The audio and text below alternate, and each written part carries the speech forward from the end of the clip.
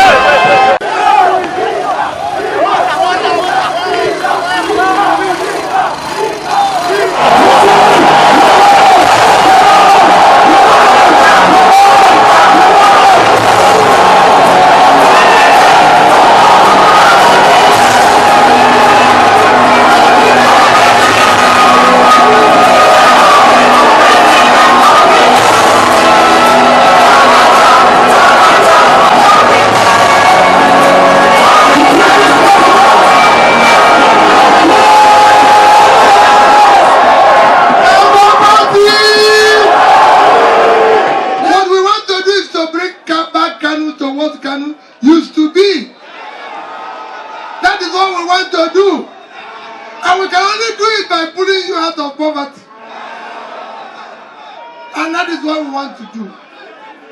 We are not in this business to waste everybody's time. They have deceived you. They promised you and delivered nothing. We are not in that. We want you to take what we are saying and you will see it happen.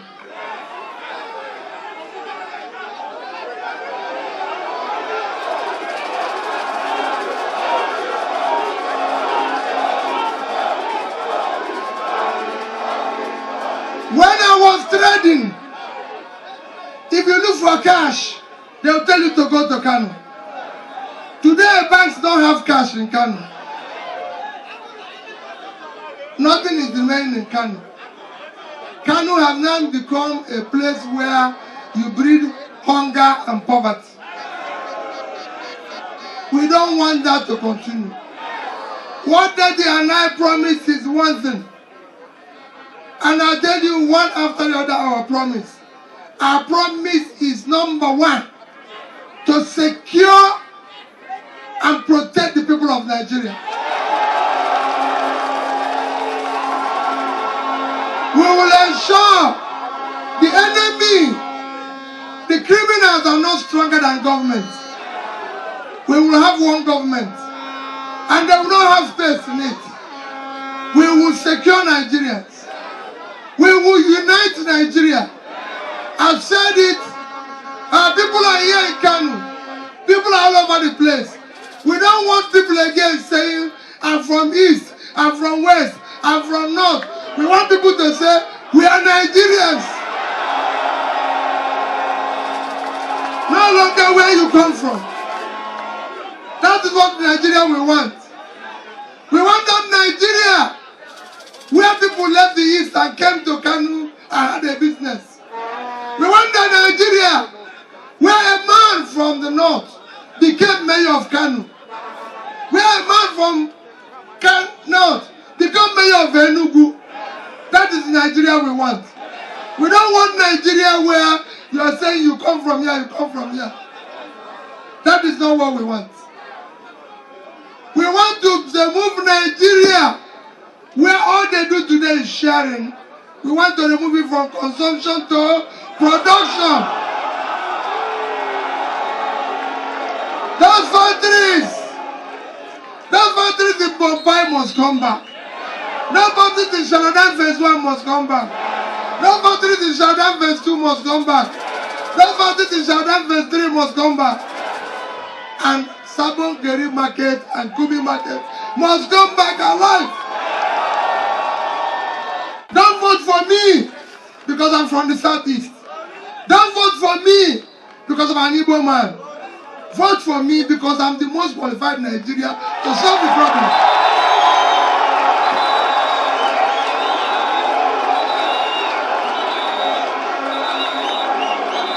Let me assure you. Yes. Let me assure you. I'm I've said it everywhere, and I'm saying it in the city of Kano. I will solve the problem of the North.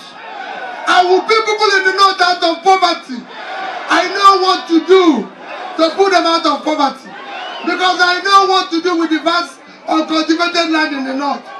My governors will come from the North. I will live here and put people out of poverty. That is what we are going to do. You voted for umbrella. You leaked, and nearly hunger came on you. You voted for broom. They're sweeping you into hunger. Now we want you to vote for human beings. Kano, with its large population, has always been the state with the highest number of registered voters.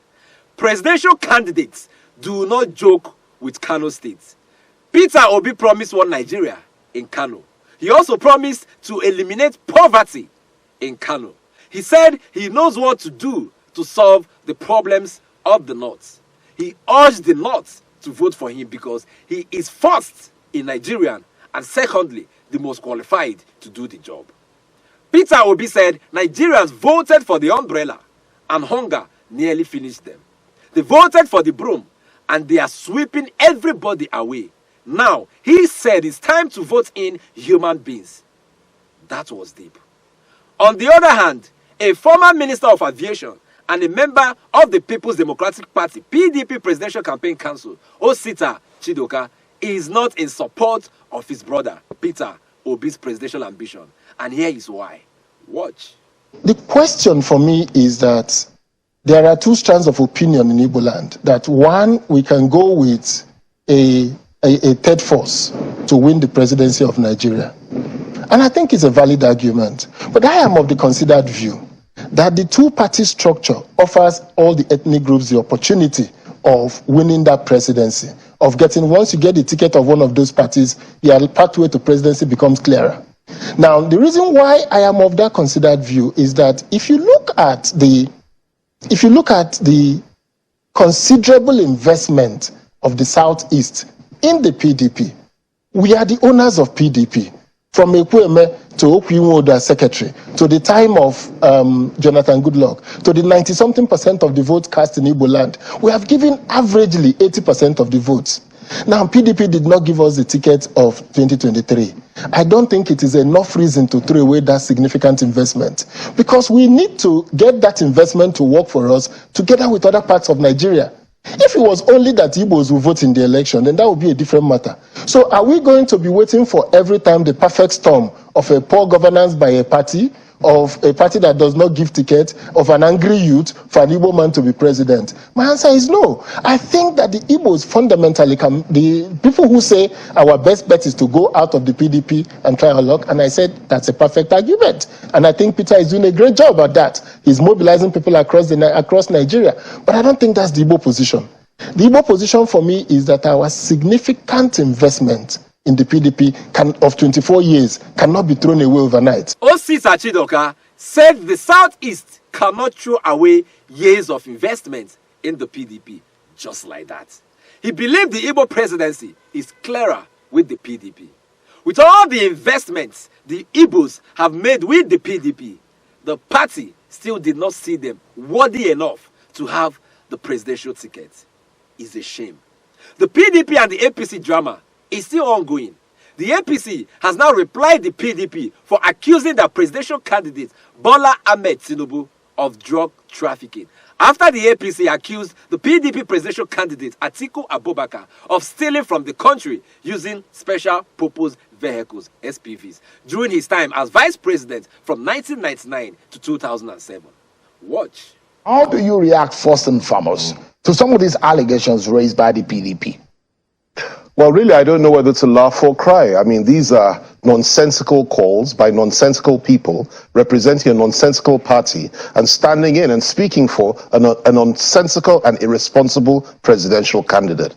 I mean, you say that they should arrest Asiwaju Bola Ahmed Tinubu, or they should search his house, NDLEA, EFCC, and everything. Where is your evidence? What is the evidence other than the fact that you want to copy everything we have done? The difference here between us and them is that we didn't just crawl out of the woodwork and begin to call for people's arrest. We had solid evidence, which we presented before the world, of a confession made by their candidate telling the world that how he was involved in scamming Nigerians and misapplying and misappropriating public funds. They have no such evidence. They're simply making baseless calls that have no rationality, no basis in law, and absolutely irresponsible and nonsensical. So we refuse all your that. Campaign was behind Achimogho? No, not that we're behind it. We presented the evidence to the public. There's a big difference.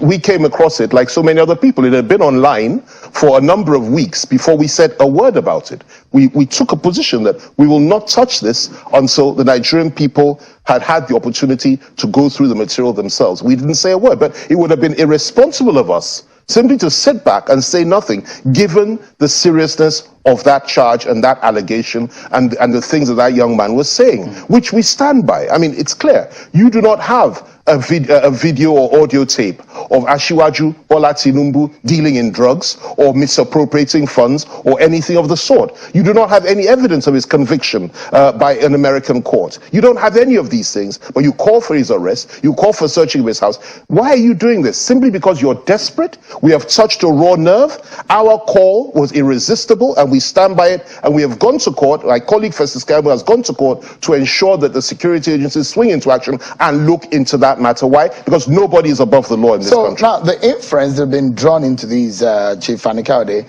is that your party and your campaign is so pressured and you're so unnerving about the character and the personality of an Atiku Abubakar. You thought that if he's on the ballot, head to head with your candidate, you don't have a chance. Not at all. The reverse is actually the case. That's the inference the opposition are bringing to it. There's no such inference because we do not regard him as a particularly strong candidate or credible candidate. Actually, I personally don't see him as the real opposition. I think the opposition lies elsewhere, which maybe we'll talk about on another day. I don't see PDP as a viable opposition party. I think it's an imploded party, a party that's full of all kinds of internal contradictions, that's falling apart. They're fighting each other, the G5, this one, that one, and all sorts of things are going on within that party. So we do not see them as a threat at all. But what we do identify here, or we can identify here, is a group of people that have a criminal tendency, that have a criminal leader that has committed crimes in the past when he was vice president, that has proved to be an irresponsible man and is unfit to lead this country. And it's our duty to point all these things out to the Nigerian public. That's what we're trying to do. So your intention is that Atiku should not run? Not? Well, of course. That's what you're planning. No. The point is this. Our intention is to ensure that the security agencies do their job and actually look into the evidence that we have provided. We're not simply making allegations based on nothing. But your prayer to the court is that Atiku should step down. But of course, part of it is that Atiku should step down. Parts of it. That's just one aspect of it. The more serious part of it is the fact that he should be made to face criminal charges, like so many other people. So when I ask you the question about the inference that the PDP is drawing into this, is that you are so scared of Atiku. It's not a matter of... No, just a moment, Chief Fanikaude, that you are so scared of Atiku Abubakar that you don't want him on the ballot. And the question is whether or not you probably would have waited until after this election to try all of these legal fireworks after the election. It's not a question of fear. It's a question of civic duty and responsibility. We have a responsibility to the Nigerian public and indeed to the world, to the people of this country, to speak truth at the relevant and appropriate time. And the truth is that a man that has confessed to using PVCs to steal public funds should not be on the ballot and instead should be behind bars. He has confessed, the evidence is there, something needs to be done about it, and we brought it to the knowledge of the public. What's the point of bringing it to the knowledge of the public after the election? Why would we do that? Why would we wait? We have no such obligation. We did it at the right time for the right reasons, and believe me, something will come out of that. That was Femi Fani-Kayode, FFK, a member of the APC Presidential Campaign Council. He said, unlike the APC, who tendered a tangible evidence against Atiku Abubakar, exposing his corrupt practices while in government, the PDP have no evidence against their presidential candidate Bola Ahmed Tinubu. FFK said it is a nonsensical allegation coming from a nonsensical people and a nonsensical party. FFK said the PDP is trying to copy what the APC is doing. In all of this drama between the PDP and the APC, what we owe Nigeria is to vote in the right person come February 25th. PVC collection is ongoing. Deadline for collection is 29th of January. Go get yours now and be a part of Nigeria Decides 2023. I'll see you soon. Don't you think you're forgetting something? Yes, the subscription button. Click on it right now.